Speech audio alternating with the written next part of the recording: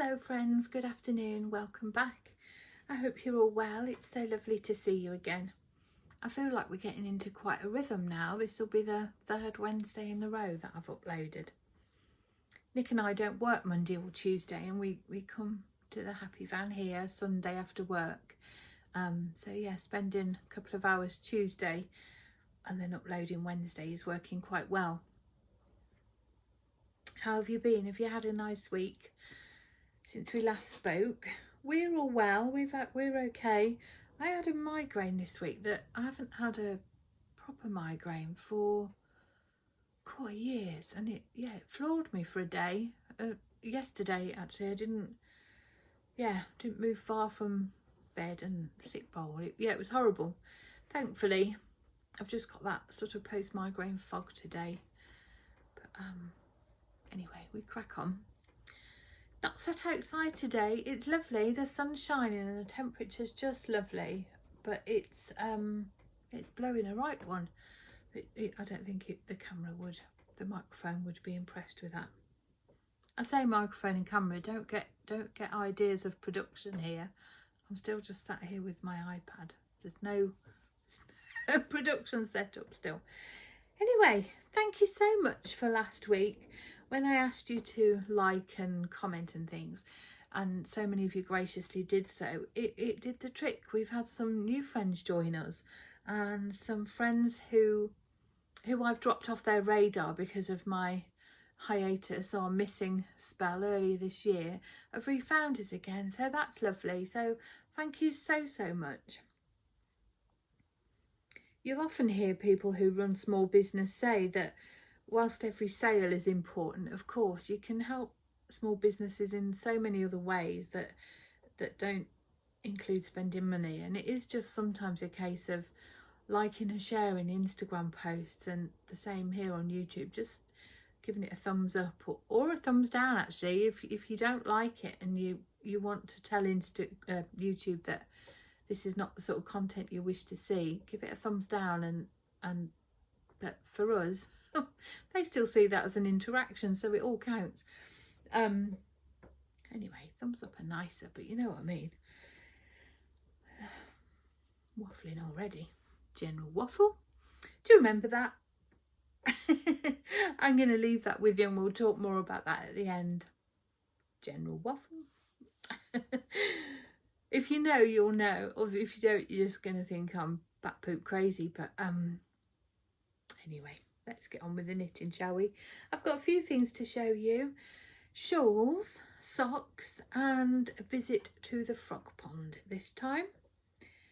So the main thing I have pretty much been monogamously knitting on one project. And I saw this shawl like so often on Instagram, and I was instantly inspired, not least because the design is just beautiful, but also because I had the yarn in stock. If you don't know, I run Layfamilyyarn, a hand dyeing yarn business with my husband Nick, and I bought this yarn in error about 12 months ago, and I ordered 5 or 6 kilos of it thinking I was ordering one base, and I had inadvertently ordered another base. We dyed a couple of skeins on it, like a test skein. Last year we took it some to Wonderwall with us and it sold there, but the rest has just sat in the cupboard. And it's just been one of those, when we get a minute we'll get round to it, when we get a minute we'll get round to it, and we just haven't got round to it. And then this pattern came out and it used this base, and I was like, oh. And the base is Silky Yak singles, and it is a joy. I've used Silky Yak DK, I've used Silky Yak 4-ply, but I've never used single ply yarn on any base actually, and it's absolutely lovely. It gives such a lightness and such a drape. It's glorious. I love the undyed yak. It's a definite grey yarn, but it's got brown undertones. Such a beautiful sheen to it. I love it. Love, love, love. And I've paired it with, ooh, look at that, bright pink Surrey alpaca silk in our Kissing colourway. And I've cast on the Ruthie shawl. Oh, look. Isn't that amazing? Now, obviously, Ruthie needs a visit to the spa to give her a nice soak in a bubble bath and a relaxation out in the warm sunshine, just to show her to her best. But she's glorious. It's got this delicate lace work on the main body, and then this corrugated rib all down that side with this I-cord pop. I just love it. Love, love, love, love, love. I am beyond the halfway point now. I'm at the point of decreasing. So it's not going to be a huge shawl, but just a nice sort of single skein wrap around. But the lightness and the drape is just beautiful. But I say she needs a nice block to just to show her to her best. I love it.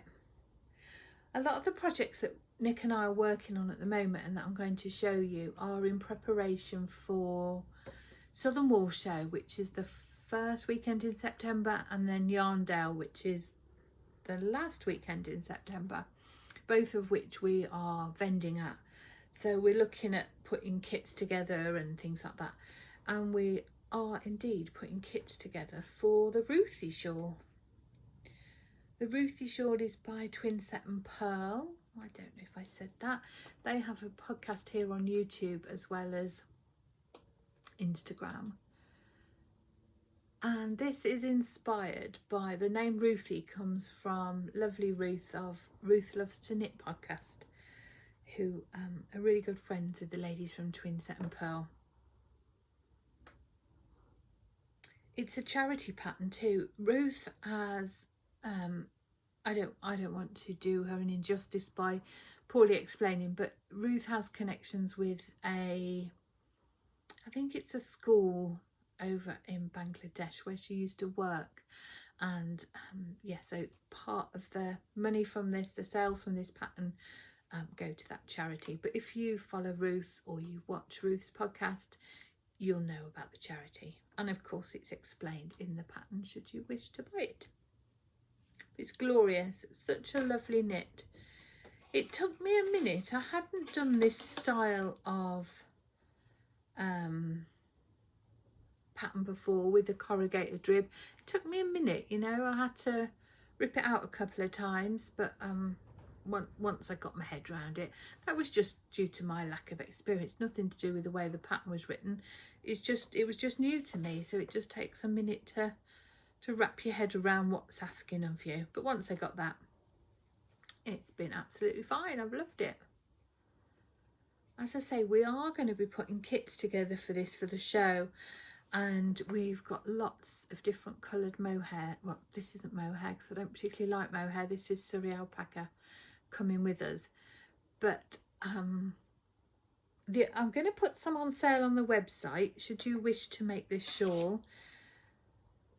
By the time you watch this video, there will be some on the website. The only kit that we're going to have on the website before the show is the same one that I'm knitting. We get the Surrey alpaca and the yak singles. Before the show, there will be this one, which is Kissing, and there will be French knickers. But if you're coming to Southern Wool or Yarndale, we're going to have Pickle, we're going to have Kingfisher. We've got a few different mohair. Oh, I keep saying mohair. Fluffies. Oh gosh, this migraine fog. I've restarted this podcast 3 times and I've got to about 20 minutes in each time and then just deleted it. So I've just got to go with it this time. If I don't just keep rolling with it, I'm going to end up not doing it. So please excuse my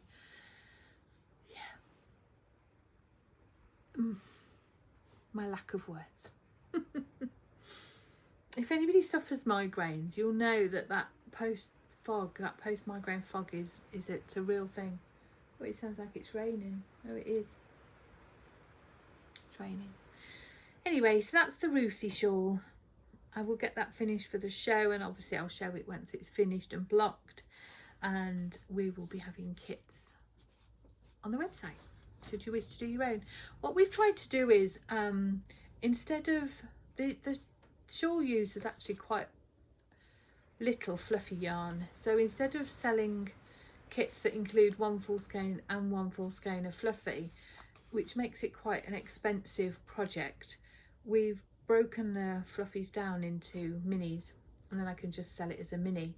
So this shawl kit's going to be £20, which I think for luxury bases, you've got yak singles and Surrey alpaca silk, and for a shawl, I don't think in hand dyed, I don't think it's bad really. I think, yeah, there we go.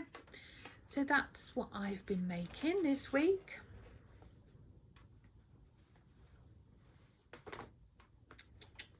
Let's stick that in there. Trying to tidy as I go so I'm not left with such a debris afterward.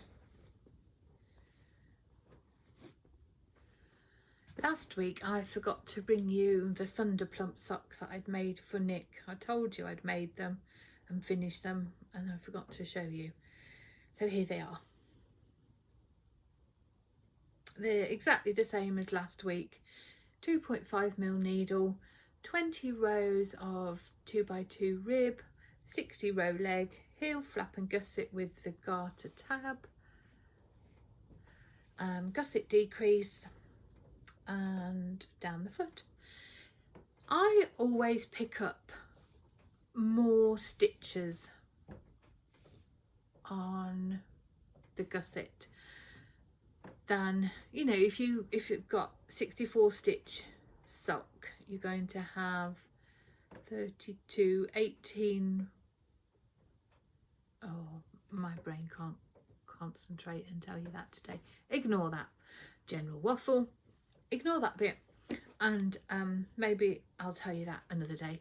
Essentially, I pick up more stitches on the gusset than I perhaps ought to, which gives me a bigger gusset decrease.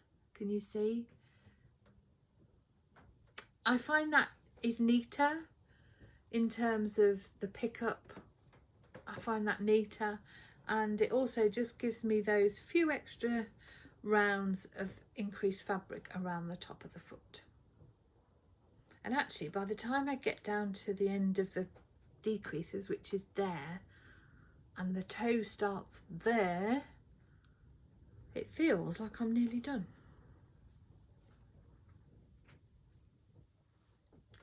So that. What shall I show you next? Oh, I've got another shawl to show. Oh, let me show you these first. Let's have a break from shawls. We have Earlbacher gearheart circular sock machine, as I'm sure some of you know, and I still knit my own socks for both me, Nick, Megan, Dad. Yeah, I just enjoy knitting socks, so I still do so. But for work and for shop samples and for show sample displays and all that, the sock machine is utterly invaluable. Nick will make himself some socks on the machine. If he's run short, he'll run himself up a load of pairs. But we've been making some ready for the show, and I just need to Kitchener the heel now. So I thought I'd show you some.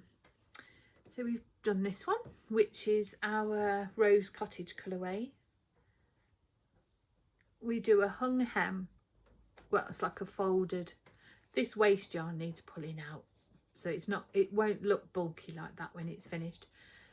But yeah, it's got a folded cuff, the heel, short row heel, the leg, and the toe is all done, and then it just needs Kitchener stitching. Ugh, you know what I mean? There. Anyway, I'm not here to show you how to make a sock on a sock machine, just here to show you some colours. So that's our Rose Cottage colourway. I love this colourway. I've been dyeing it for years and I still love it. I love how you get, in the camera here, it looks as if there's lots of undyed patches. That's not the case in real life. It's like a buttercream and a champagne colour, but the camera just picks out real highlights that in real life aren't there. It's lovely. This one has been a real favourite this year. We dyed this as part of our spring collection this year, and it's been so popular, but we haven't got a sample of it for at the show, so we wanted to rectify that. And it's our Apricot Cosmos colourway. No, Apricot Lemonade. It's inspired by the Apricot Lemonade Cosmos. Isn't it gorgeous? Speckly goodness. I love this colour. We are bringing back to Southern Wool, and these will be online afterward as well, Kaleidoscope, which is just a riot of colour. It's a joy to knit. I've knit in this colourway, and it's one of those where every stitch is a different colour, and yeah, it's just a joy to knit. Again, the camera's showing it more highlighty than it actually is. It doesn't, you don't have in real life, you don't have these differentiations in colour. That's the camera picking that up. Actually, it's not showing it very nice at all. That's better.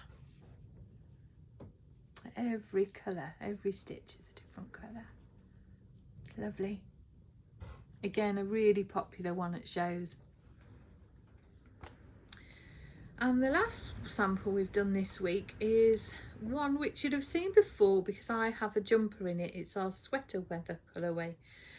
And it's the most requested sample we get at shows and in the shop actually. Every visitor that's come to the shop this week has asked if we've got a sample of this colourway. So we've done one. And it's our sweater weather colourway. And it's lovely. You'd have seen me wear this jumper, I'm sure.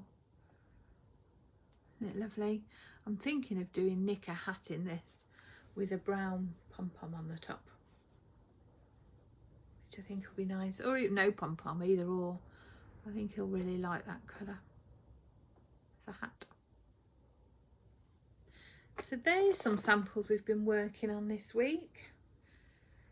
And we'll get some more done next week. No fab.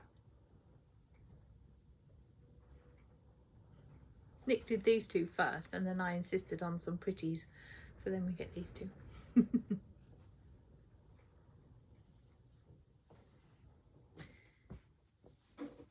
I've got another shawl to show. Well, I've got two more shawls to show you. One has been knit by a friend of Layfamilyyarn's, lovely Sarah, who has made us this for a show sample. I'm sorry, it's all a bit, we're just in full show prep here at HQ, so it's all just a bit focused on work at the minute, but still nice to show you the patterns. Another pattern actually by Twin Set and Pearl, and this pattern's been on my radar since it first came out and I just love it. It's the most wearable, easily styled, throw it round your neck, pop on your coat and go, and I just think it's so stylish. It just adds an instant impact, doesn't it? It's just lovely. It would work in so many different colours, which is why it's perfect for us as a show sample, because we've used red wine and first frost, but any two tonals work really well together. Any tonal with a lightly speckled or a gentle variegation would work, which is why it's an ideal show sample. We take with us to shows around 60 tonal yarns, and then, gosh, twice as many variegated and speckled, 3 times as many, I'm not sure, but an awful lot. So this is an ideal one to put kits together for. If you're not subscribed to our newsletter, may I invite you to do so. I don't spam anybody. In fact, I'm terrible. I don't send out enough emails to justify the expense of paying for the email platform that I use. and that became apparent recently. I hadn't sent a newsletter out for 3 months, and yet I'll pay £92 a month for the platform, which is ludicrous.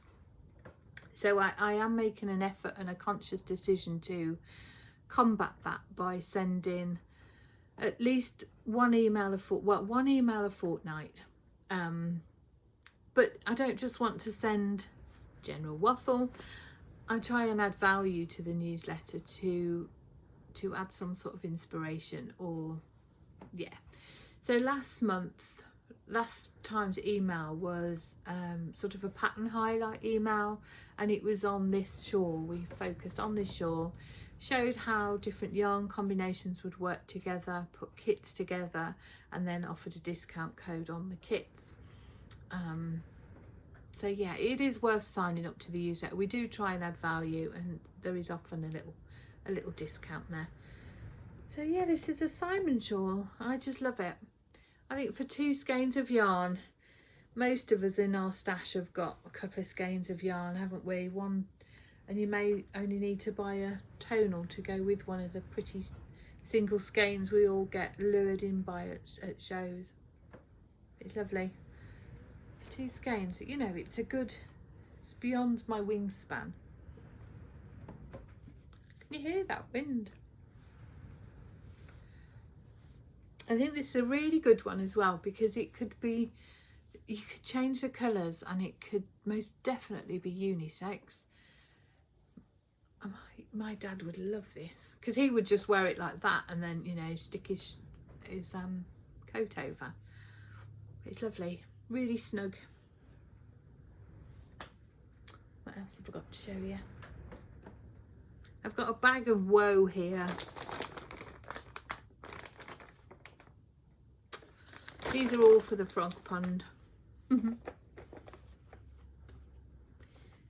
thought I'd show you, why not? It's not all about celebrating successes, is it? Not everything works out well. So this was a sock I started, a colourwork sock. I think it was one of Charlotte Stone's patterns, but I can't really remember. It's the first time I had done a 4-ply fingering weight sock, and I'm okay with the colourwork. I'm happy enough with the yarn dominance and all that sort of thing. My floats are okay, but it was just too big.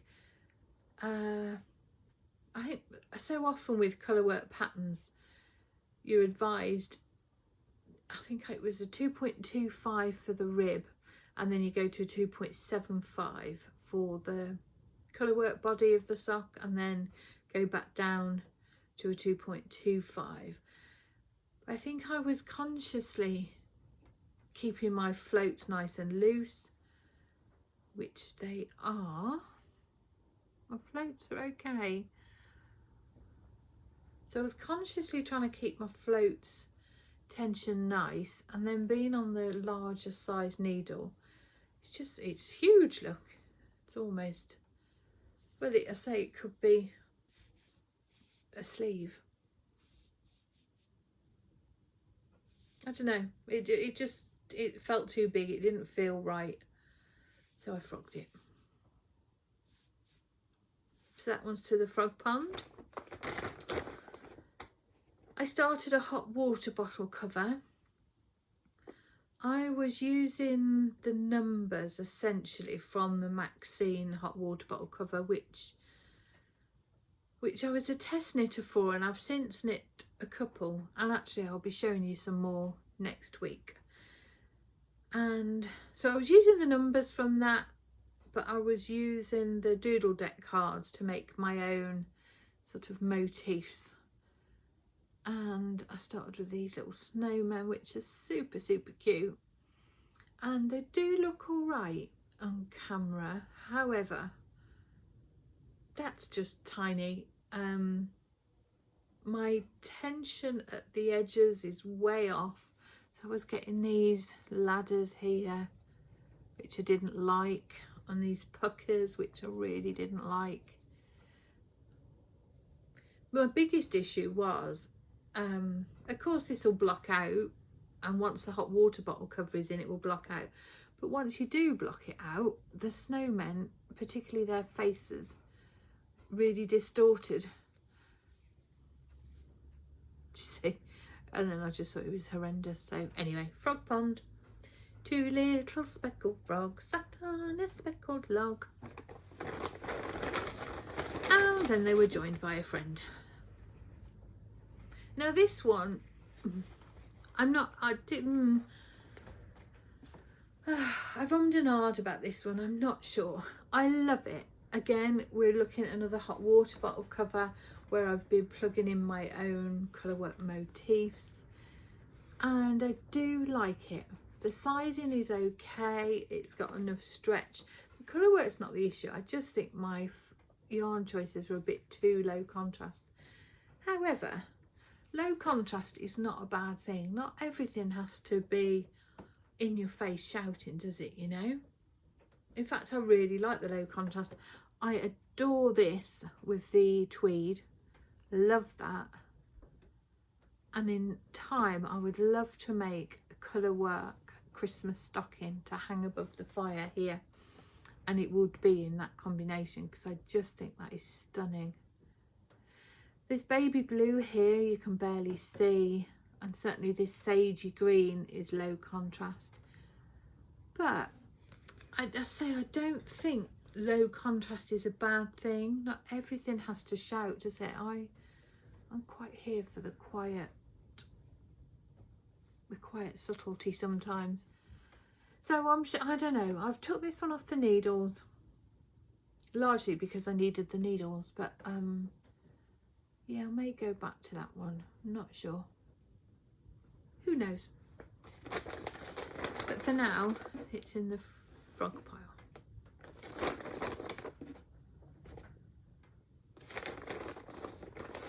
Do you happily frog things? Is there a stage of no return for you where you would just carry on knitting regardless, or do you just happily rip it out? I know Gaynor, Cuckoo Langaynor, she's amazing attitude with regards to that. She'll knit a whole jumper and then say nope, don't like the fit, and just frog it and re-knit the same jumper. Was it earlier this year or last year that she knit the thing 3 or 4 times? Now, I could not do that. I don't think any project would inspire me enough to do it 3 or 4 times, certainly not a garment. I guess I'm lucky in the position that if it doesn't fit me how I want it to fit me, it can just be a shop sample. But I certainly couldn't rip it out and restart it again straight away. Not a whole garment, no way. Not a chance. What do you do? What are your thoughts? Love to know. Take this off, it's a bit warm. I've got one final little shawl to show you, which is one that Nick's been knitting, and it's lovely. It's called the Mill Hollow Shawl. It's by our dear friend Emily of Salt City Knits here on YouTube, or Yarnberry over on Instagram, and her yarn dyeing company is also Yarnberry, and this is her pattern. It's called the Mill Hollow, and again it's a single skein project, a scarflet type neckerchief style, and it's just lovely. It's got this beautiful lace pattern down the middle, and it's flanked either side by I-cord. Just beautiful. It's such a lovely pattern to use those precious single skeins that we all have. Nick is knitting it in our yak sock colourway, well, yak sock base in the Rebel colourway, which is lovely, and we were inspired by that by Emily. Actually, she showed it on her podcast in the yak yarn, and I was like, ooh, nice. So we kind of copied. Emily has very kindly given us a coupon code for this pattern. If you visit Emily over on Ravelry, and it's the Mill Hollow Shawl, everything will be linked down below. All the patterns I've spoke about I'll put in the notes below, and if you put in Layfamily20 that will give you 20% discount on this glorious little shawl. It's lovely, and the yak sock works so well. It's so light and drapey. It's not as soft, it's not as floaty as the yak singles, and the reason it's yak sock is because it's got that little touch of nylon which gives it strength for socks. But the richness of colour you get from this base, because it's naturally grey, you just get such a depth and richness of colour. But this pattern is beautiful, absolutely beautiful. So there we go. Now, did anybody guess the general waffle? I have been watching old podcasts. It started because I was looking through my Ravelry library at some of, I've got, oh gosh, hundreds of patterns in my library, and I've probably knit 5% of them. So I was looking through, and when I first came across knitting podcasts and the wider community of knitting 8, 9 years ago, 7, 8 years ago, I'm not sure, a lot of the projects that were shown back then on people like Little Bobbins, Inside Number 23, Katie, who else? Vanessa, Kiltercraft, do you remember Vanessa? I haven't seen her on YouTube for a while. Anyway, everybody was knitting socks, cozy memories blankets and shawls. Garments were knit, of course, but not in the same, even the grocery girls back in the day, it was all shawls, wasn't it, and socks. Whereas now it's all garments, you know, and I think you just evolve as a knitter, don't you, and trends change and fashions change and all the rest of it. But yeah, back in the day it was always shawls and socks and cozy memories blankets. Homespun House, Molly. So I've been revisiting some of the old podcasts that used to really inspire me, and whose knitwear I aspired to be able to make. And at the time, my skill set and certainly my confidence and my stash, my access to yarn wasn't as plentiful then. So I used to buy the pattern and think, one day I'll make that. And of course, something else new and shiny comes along. And so yeah, I went back and I've been watching Katie, Inside Number 23, some of her really early podcasts from about 8 years ago. And she doesn't film anymore, sadly. When she had children, she stopped recording, which is completely understandable, isn't it? Your life takes on different directions. But she used to have her general waffle section, and I'd forgotten all about it. And she used to go, general waffle. It really, really made me smile and made me really nostalgic. So yeah, I wonder, do you remember that? It's a love Inside Number 23. And Danny, of course, Little Bobbins. I've rewatched her original old back catalogue of videos many times, and I still find the projects that both ladies were showing hugely inspiring. I think sometimes it's worth revisiting older things, isn't it? And, you know, looking back, because I've spoke to you before about how I'm going to be knitting a lot more shawls in my future and accessories, and I've spoke before how I go through different phases of wanting to knit myself knitwear and not feeling comfortable and getting blah blah blah blah blah, general waffle. But I always feel good in shawls and in accessories and hats. You know, I love to wear mittens. I always wear Walking Jeff, but I always feel good in a shawl. Always. I wear them all the time as outerwear, but also at work it gets incredibly cold. But once I've got one on, it's on for the day. It's not outerwear for me. I just wear it all day then. So yeah, I'm going to be knitting a lot more shawls and accessories, I think, because they make me feel good and I like them and they keep me warm. And anyway, post migraine general waffle It's even worse than normal waffle. Hope to see you next week. And hopefully we'll chat in the comments and over on Instagram in between. Sending you lots and lots of love, and thank you as always for joining me. Take care.